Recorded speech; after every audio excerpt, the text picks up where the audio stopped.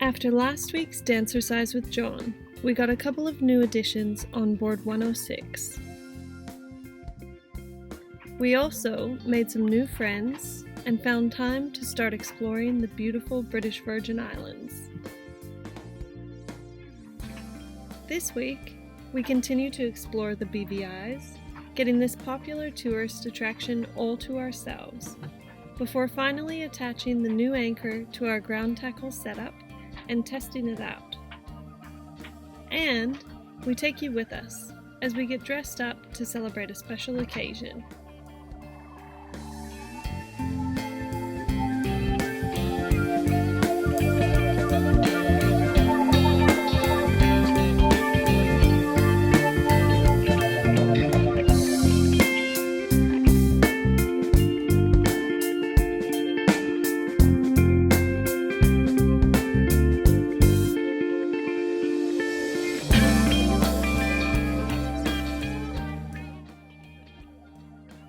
And we're going to go check out the baths today.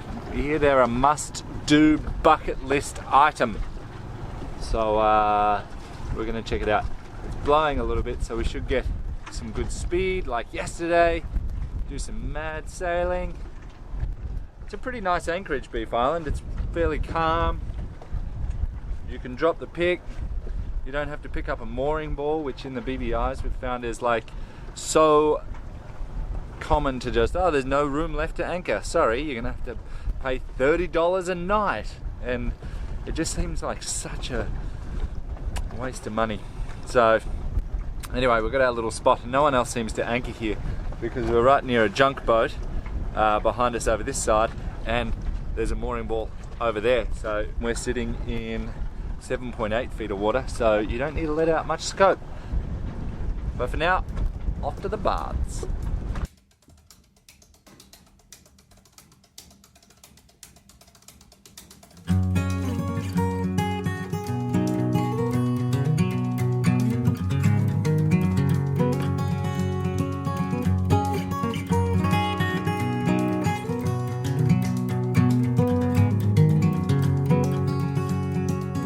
I slept all night on a big white ship. Seagulls were dancing all around. The baths are a fascinating geological formation called batholiths that are formed when a type of hot, buoyant magma from the Earth's core begins to float and rise towards the surface, cooling along the way and eventually forming hard rocks, somewhere between 5 and 30 kilometers below the surface. Between erosion and continental uplift, these rocks sometimes become exposed above the surface and give us the beautiful structures that we got to explore at the baths on Virgin Gorda.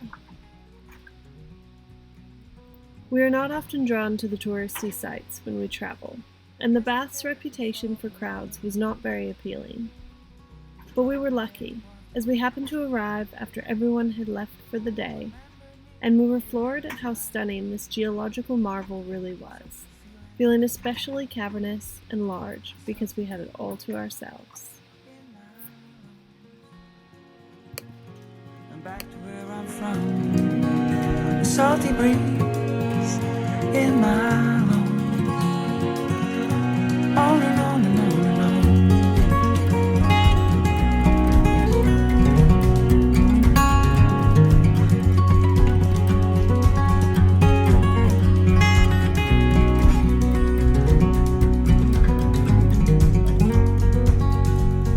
Breeze and the waves, the slower pace, the salty breeze and the waves. Going to put our new Rocna anchor on in the rockiest anchorage in the world. But it's the only place that we get a mooring ball, so it's the perfect spot. And then we'll test it out.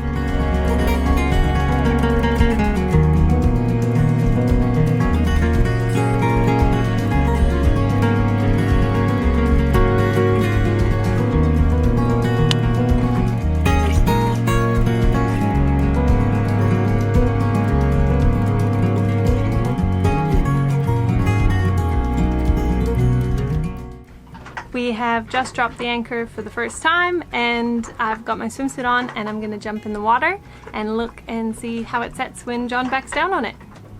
Fingers crossed. I want to live in an arbor town. I like to see the boats leaving at the break of dawn. I want to live in an arbor town, surrounded by the sea, my art is free. That went perfectly. We backed down on it, it dug in, it's covered in sand, it's like perfectly flat, just the roll bar sticking out, and yeah, so easy. Didn't have to do anything really, and we kind of bought this type of anchor solely based on other people. We've been asking pretty much since New Jersey, back when we had to abandon this anchor and go back for it after a storm. We have been asking everybody, what kind do you have? Do you like it? Does it set well? Etc, etc. And yeah, so many people had a Rocna, so many people had changed to Rocnas, and we'd never heard of anybody changing away from one. So we thought that's a pretty good sign. And the price is reasonable, like it doesn't totally break the bank. Yeah, first time dropped on the bottom, we're pretty happy, and we'll see how we go. John's looking very dapper this evening. Come, my lady. Okay. Now we untie from the boat. Honestly, you get you dressed up and you just forget everything. Yeah, I'm not a sailor tonight. I'm a lady. All right, my lady. All right, my sir. Are you ready? Yes. Oh, a gentleman shouldn't have to start his own engine.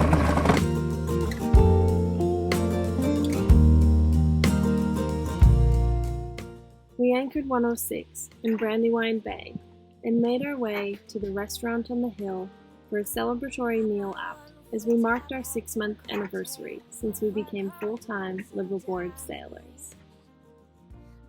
The Brandywine Estate restaurant sits overlooking the Sir Francis Drake Channel, named after a famed sailor local to the region. We thought that between this relevant historical significance, the sunset views, and the tantalizing menu, that it was the perfect spot to mark such an occasion. You can't wait for a miracle, such a foolish thing to do. I know you can't wait for a miracle, but I am, 'cause I'm sure I'm the one and only for you.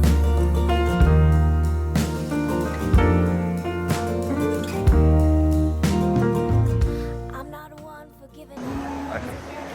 What am I making you eat for starters, is the question? So I chose, John let me choose both, which is amazing. We wanted to take advantage of the special that's on tonight, so we got the gnocchi, but we also got the tuna tartare tower, which is almost always good, but there's a lot of ways you can do a tuna tartare, so I'm really excited to see how this is all put together.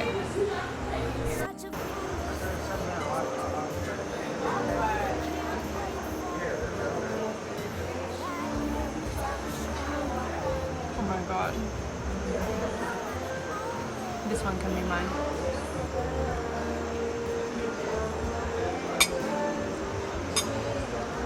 I don't usually like gnocchi, but I like this.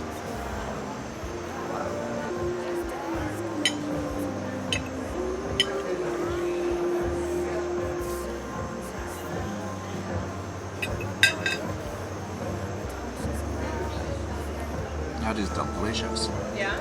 Yeah, tuna's so sweet and tasty. And then you get a little bit of the berries in there. Ah.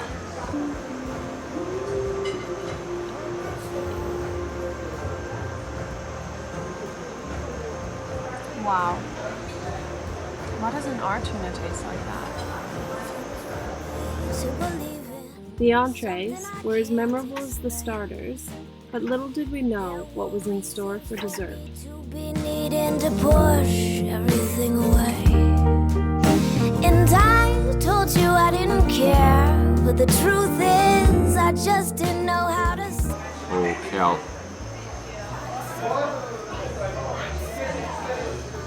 Whoa. Really? Try this. I love tiramisu though, so I'm... Bias.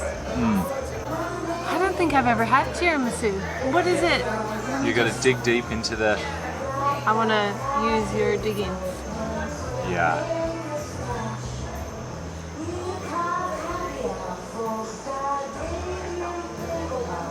Oh, it smells coffee.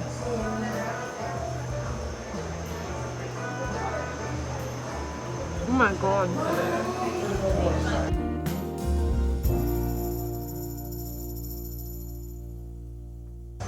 And I am utterly full. Yeah. I should have starved myself to eat here. I think my favourite part was the tuna tartare though. That was delicious. Absolutely delicious.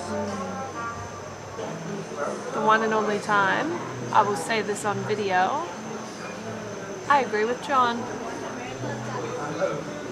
The tuna tartare was to die for. The gnocchi was really good, but clear winner, the tuna tartare. And I get that at every restaurant I go to. It's my favorite thing to order, and they still managed to surpass expectations. It was like nothing else.